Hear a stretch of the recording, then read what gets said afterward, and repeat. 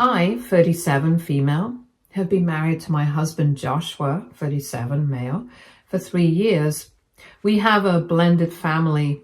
I brought my daughter Erica, 6, female, from a previous marriage into the marriage, and Joshua has a daughter, Lucy, 10, female, with his ex-wife Camilla, 35, female. Joshua and I met through mutual friends and fell for each other pretty quickly. He was open about his past marriage and his daughter, and I was honest about Erica. Camilla and I have always gotten along really well, which surprised me at first. She was never jealous of my relationship with Joshua and was always supportive. But there was one conversation we had early on that stuck with me. Camilla warned me about Joshua's parents, Susan, 65, female, and Jack, 67, male, saying they had been awful to her throughout their marriage. She told me that no matter what she did, she could never win their approval. They would constantly compare her to other women, Joshua's exes, and make her feel inadequate, especially when it came to parenting Lucy. I wanted to think that things would be different for me, but she was right. Unfortunately, Susan and Jack were not thrilled when we got married. They made no effort to hide their disdain for me or for the fact that I was bringing my daughter Erica into their son's life. Right from the start, they made it clear that Joshua already had a daughter and did not need to take on another burden. Can you believe they actually called my daughter a burden? Their dislike for me was not just subtle jabs or awkward silences. It was open hostility. Susan once remarked at a family dinner that single mothers should stick with their own kind, and that Joshua was too kind-hearted for his own good. Jack, who rarely speaks unless it's to say something cruel, muttered under his breath that Joshua should have thought about the baggage he was taking on before marrying me. Around Joshua, they would put on a fake front of politeness, barely, but as soon as he was not in earshot, the claws came out. Susan would corner me in the kitchen during visits and make comments like, "You really should focus on finding Erica's real father so he can take responsibility. It's not fair to Joshua." She also loved to tell me how much Camilla, Joshua's ex-wife, used to do for the family and how hard it is to replace someone so perfect. Jack was not much better. He would not even pretend to include Erica when the family was together. He would make a big show of doting on Lucy, calling her his princess, while ignoring Erica completely. On one occasion, he even told Erica to go sit somewhere else when she tried to join in on a game he was playing with Lucy. My heart broke watching my daughter's face fall, but I bit my tongue to keep the peace. The worst, though, was their blatant favoritism. For birthdays and Christmas, they would shower Lucy with expensive gifts, designer clothes, toys, and electronics, while giving Erica little to nothing. One year, they handed Erica a used coloring book with half the pages already scribbled on, while Lucy opened up a brand new tablet. When I tried to say something, Susan just smiled and said, "Well, Lucy is our real granddaughter, you understand." Joshua started noticing the mistreatment and would step in. But his parents always had excuses. They would say things like, "Oh, we did not realize Erica would feel left out," or "It's not our fault if you cannot afford to give her more at home." Their obsession with Camilla did not help. They acted like she was the gold standard of women, constantly bringing her up in conversation.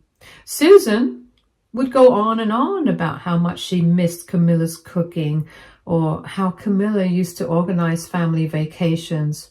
Jack would chime in, saying Joshua and Camilla were such a beautiful couple, and that it was a shame their marriage ended. Which was so ironic because they were absolutely terrible to Camilla when she was with Joshua. Once, Susan had the nerve to tell Joshua to reconsider his decisions, since second marriages hardly ever succeed, especially with a stepkid in the mix. I was completely taken aback. Later, Joshua brought it up with them, but they just waved it away, saying they were just being realistic. Things hit a peak last month when Joshua had to leave town for a work conference. His trip coincided with my birthday, and we had originally planned to celebrate the weekend before, but out of nowhere, Susan called me up and offered to throw me a birthday party. I was totally taken aback. Susan and Jack had never shown me any kindness before. I figured this might be their attempt to reach out or make things right, but something still felt off. Joshua was happy that his parents wanted to do something nice for me, so he suggested I take them up on their offer. So, against better judgment, I agreed. I brought Erica along, thinking maybe it would be a chance for everyone to get along. The house was decently decorated. There were a few family members present. At first, everything seemed fine. Susan was unusually warm, and even Jack was more talkative than usual. I began to think that maybe I was overreacting about their treatment of me before. But deep down, I had this nagging feeling that something was not quite right. Then, when it was time for the cake, that is when everything turned. Susan brought out this beautiful cake, and I could feel the tension rise. When she set it down on the table, I froze. Written in big, bold letters on the cake was, "Happy birthday, Camilla." At first, I could not believe it. I thought I was seeing things. But then I saw the smug look on Susan's face and the way she tried to play it off as a joke. They had not just messed up a name. They were clearly trying to make a point. It was a slap in the face. And when they started talking about Camilla and praising her for everything she used to do, it was clear they were only there to rub salt in the wound. When Susan saw my face, she quickly tried to cover it up. She said it was just a joke. It's no big deal, and I should not overreact. She said it did not mean anything. It was just a silly mistake. But it did not feel like a joke. Her attempt to brush it off only made it worse.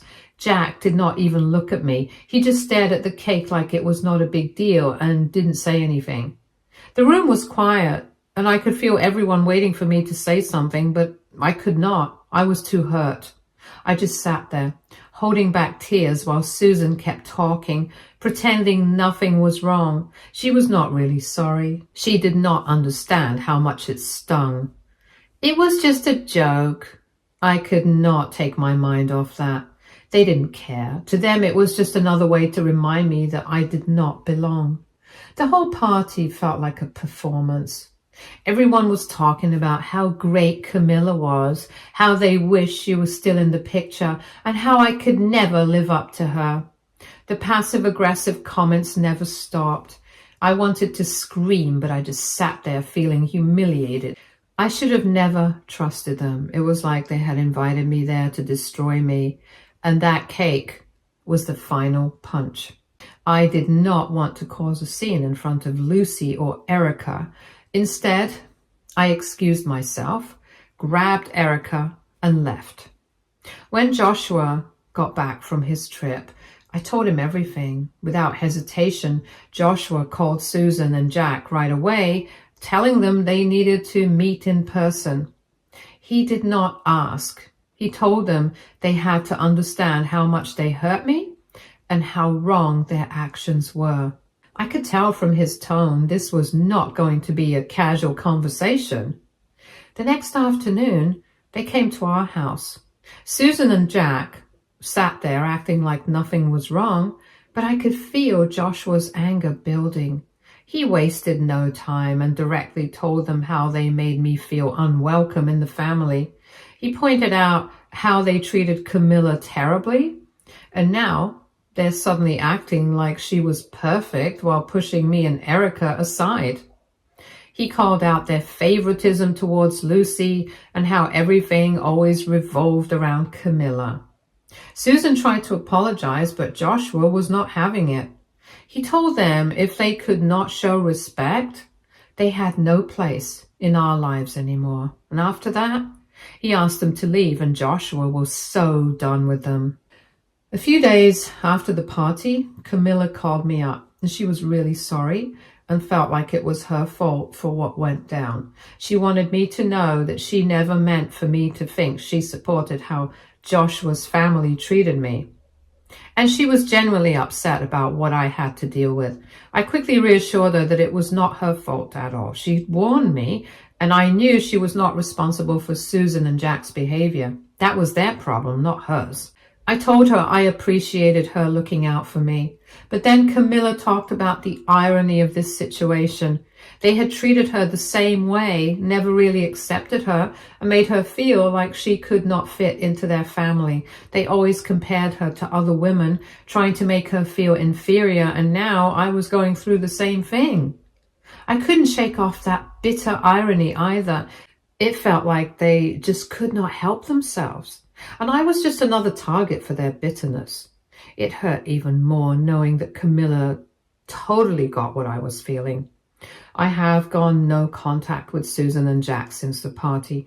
Joshua has been supportive, but his parents have been calling him non-stop, trying to guilt him into forgiving and forgetting. They have even started bad-mouthing me to other family members, claiming I am tearing the family apart. I feel like I did the right thing by cutting them off, but a small part of me wonders if I'm overreacting. They are my husband's parents, and I do not want to create a rift in the family. Aita for cutting them off after what they did? Update 1. Lucy's birthday was just 5 days ago, and it was such a beautiful day. She turned 11, and we celebrated it at our house with all of her friends. I could tell she was so excited. She had been looking forward to it for weeks, and it was everything she imagined it would be. What made the day even sweeter was seeing how well Lucy and Erica get along. They have become so close, and it warms my heart to see them so happy together. Lucy absolutely adores Erica, and Erica looks up to her. They have become real sisters now. It was so sweet when Lucy made a special request for the party. She wanted Erica to dress similar to her. Lucy had picked out a new outfit for herself, and she really wanted Erica to match her. It was such a small thing, but it meant so much to me. Watching them together, seeing how much they care for each other, made me feel so grateful. I could not be happier about it. It made the whole day even more meaningful. But of course, not everything about the day was easy or pleasant. Later that night, after the party had ended and all the guests had left, Susan and Jack decided to show up. The party had wrapped up around 7 p.m., so everyone was winding down, and we were all feeling pretty content. But Susan and Jack decided to make an appearance, uninvited. They rang the doorbell, and Camilla went to answer the door. At first, they acted as though everything was fine, hugging her and pretending to be happy to see her. But it did not take long for them to start complaining. First thing they said was how hurt they were that Joshua had not invited them to Lucy's birthday. They made it sound like it was a huge personal insult. The way they said it was so dramatic and over the top. They were clearly upset. They assumed that Camilla had been excluded as well and immediately jumped to the conclusion that she was there to protest. They could not seem to understand why they had not been invited. I had no idea why they expected to be invited in the first place. Given how poorly they had treated us in the past, it was honestly a bit shocking, especially given how much tension there had been between them and Joshua over the last few months. They did not seem even to consider how their behavior might affect us or how we might feel about having them there. Joshua heard their voices in the background. He got super annoyed and he went to the door to talk to them. He had clearly had enough. The way they started yelling at him was unreal. They began accusing him of things, demanding explanations and acting like they had every right to be there. It was so uncomfortable. Susan and Jack had assumed Camilla would take their side, thinking she would feel left out like they did. They did not stop to consider her point of view. Instead of seeing her as part of our family with her own boundaries, they thought she would join in their complaints.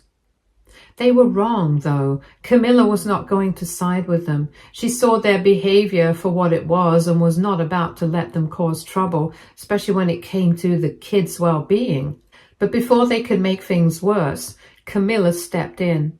She did not shout, but she was calm. She told them clearly that she didn't want their toxicity around Lucy and Erica. She said that she did not want them to disturb the peace in her home, and that Lucy deserved to grow up in a place where she and Erica were treated equally. They were completely caught off guard. Susan and Jack did not know how to respond, and for a moment they just stood there speechless, as if they could not believe that someone was standing up to them. Camilla's words clearly shook them. But instead of taking it to heart, they just continued to argue, trying to make excuses for their behavior. Joshua, clearly done with their nonsense, told them to leave. He shut the door on them without hesitation. The way they reacted was so childish. It was like they thought they could just barge in and demand attention. And when they did not get what they wanted, they threw a tantrum. They started ringing the doorbell repeatedly, trying to get our attention. But we ignored them. We did not want to engage with them, especially after everything that had already happened. After a while, they finally gave up and left. It was such a relief when they were gone. The whole situation left a bad taste in my mouth, though. It was exhausting dealing with their drama, especially on such an important day for Lucy. They just could not understand why they were not welcomed. And instead of respecting our wishes, they tried to push their way in. I felt like they did not care about anyone but themselves. Since that night, they have been calling non-stop. They've left several voicemails, but we have just been ignoring them. It is honestly so frustrating dealing with their constant need for attention, and I have no interest in engaging with them anymore. It is clear they have not learned anything from their actions or the way that they've been treating us. They continue to make excuses, thinking that they can just apologize and everything will go back to normal. But I am done with that. I've made it clear to Joshua that I will not tolerate this behavior, and he agrees. We do not need that kind of toxicity in our lives. Update 2. Susan and Jack actually called CPS on us. Can you believe it? I couldn't believe it when we found out. It was honestly so shocking and hurtful. The whole process was exhausting, and I will not go into all the details, but it was honestly one of the most tiring experiences I've had to go through. The officers who came to investigate reassured us that everything was fine. We did not have anything to worry about, but the fact that we even had to go through the process was just overwhelming. At first, we had no idea who made the call. It didn't make sense to us. We were trying to figure out why someone would do such a thing, especially when we had done nothing wrong. Then, out of the blue, Joshua's aunt, Susan's sister Sally, 58, female, called him to tell him what had happened. Sally is not really close to Joshua, but she is not okay with how Susan and Jack are treating me. Apparently, she had heard about it and thought Joshua needed to know, and when he got the news, he completely flipped out. Joshua was furious. The moment he heard that it was Susan and Jack who made the call, he immediately went to their house, and I went along with him. Before leaving, I dropped Erica off at Camilla's. She already knew about the CPS situation, but when I told her that it was Susan and Jack who made the call, she was shocked and furious. Camilla could not believe they would stoop that low, especially knowing how much it could hurt the kids. She agreed that we were absolutely doing the right thing by going to their house and confronting them. I knew exactly what was going to happen, and honestly, I was nervous. I had never seen him so angry, but I understood why he was upset. It felt like a total betrayal. After everything that had happened with his parents, we were already in a tough situation, but for them to call CPS was a whole new level of craziness. When we got to their house, it was like all his frustration and anger poured out. He didn't hold back. He screamed at them in a way I had never heard before, saying the worst things you can imagine. He accused them of trying to ruin our family. He told them they were disgusting for using their granddaughter as a pawn in their twisted games. He told them that they had no right to try to destroy what we had worked so hard to build. He made it clear that they were toxic, manipulative, and selfish, and he did not want anything to do with them anymore. The worst part was how they just sat there and accepted it all. No apologies. No real signs of regret. Instead, they tried to shift the blame and come up with excuses for their actions. Susan downplayed the situation, claiming it was just a misunderstanding and that their intentions were good. But Joshua was not having any of it. He called them out on their lies and their messed up logic. He made it clear that if they ever tried to meddle in their lives again, he would take serious action to keep them away. He was not going to let them keep pulling the strings, especially when it came to his family's well-being. After that, Joshua did not waste any time. He grabbed everything he had left at their house, everything he could think of that had any kind of emotional value or connection, and packed it up. He was not leaving a single thing behind. He brought it all back to our place and made it clear that we were never going back there. That was it. There was no more going to their house for family gatherings or any sort of normal visits. He was done.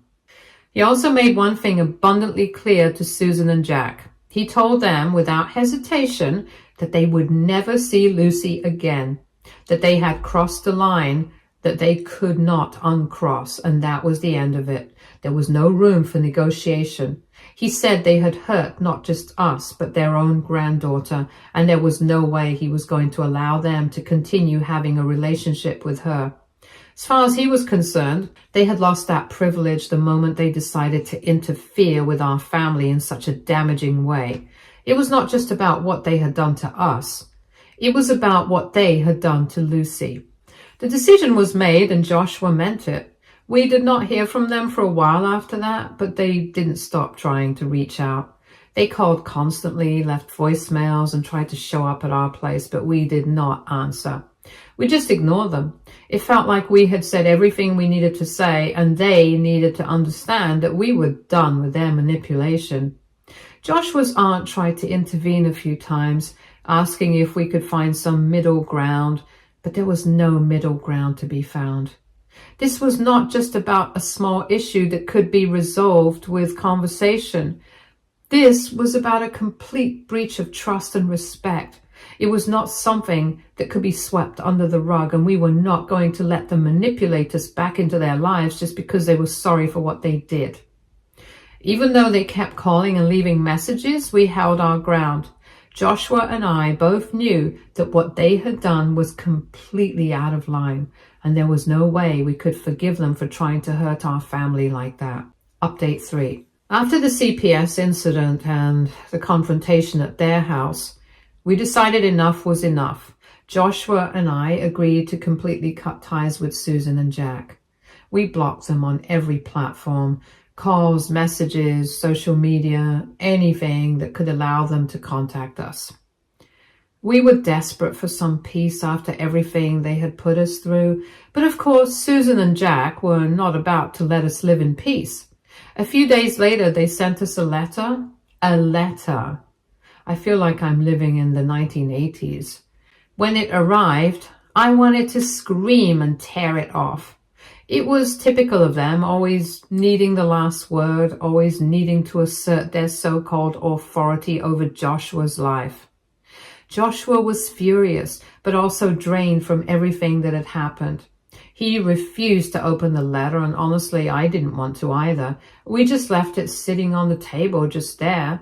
Just seeing it there was a reminder of all the toxicity we were trying to escape. A couple of days went by and the letter just sat there. Neither of us wanted to read whatever things they might have written, but at the same time, we could not bring ourselves to throw it away. It felt like dealing with it would make everything worse, yet ignoring it didn't feel right either. Then Erica accidentally opened the letter while playing. Now, even with the envelope open, we hesitated to look at it. Joshua and I kept going back and forth on whether we should just toss it into the trash. But curiosity eventually got the best of us. We decided to read it, and honestly, I regret it. The contents of that letter were worse than I could have imagined. The letter started with a typical guilt trip.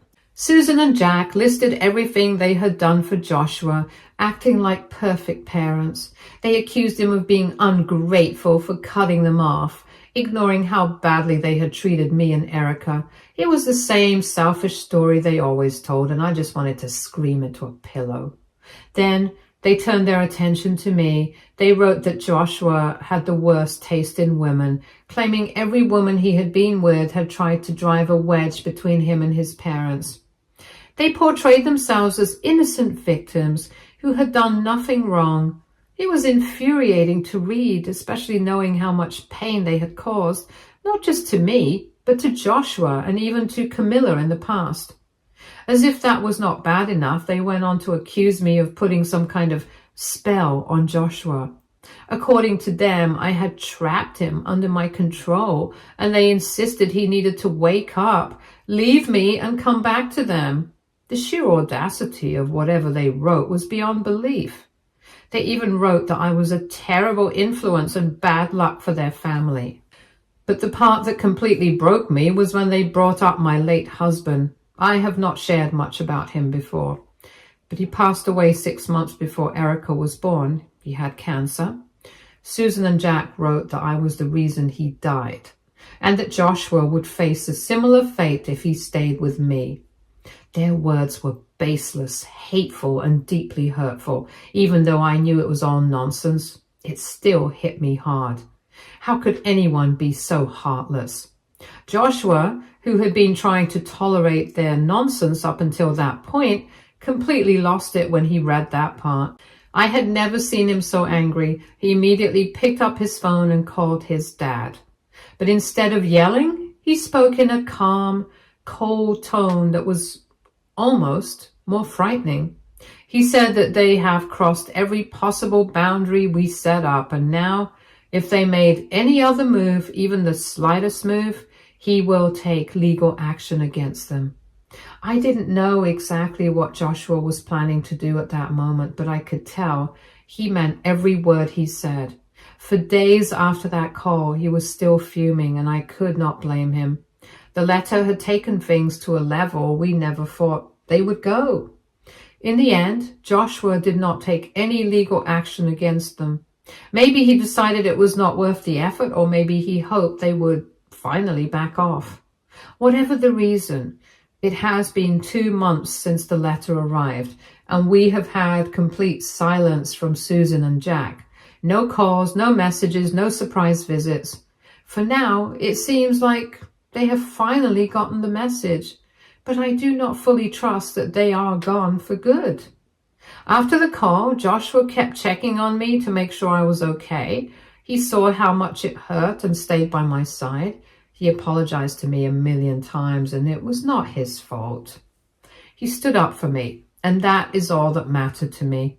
The rest of the letter was pretty much the same old story. They kept complaining about how they had not done anything wrong, trying to make themselves look like the good guys while casting us as the bad ones. They said we were harsh and unjust for cutting ties and not letting them back in.